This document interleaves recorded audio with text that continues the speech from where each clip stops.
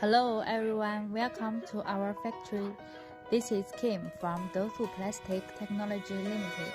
Today I will be showing around. Please feel free to ask any questions during the tour.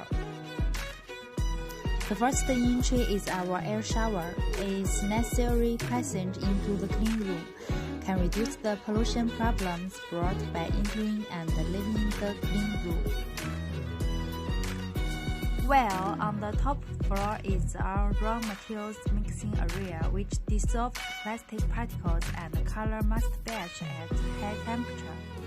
Then extrudes into plastic sheet by extrusion machine. The color can be adjusted according to Pantone color card.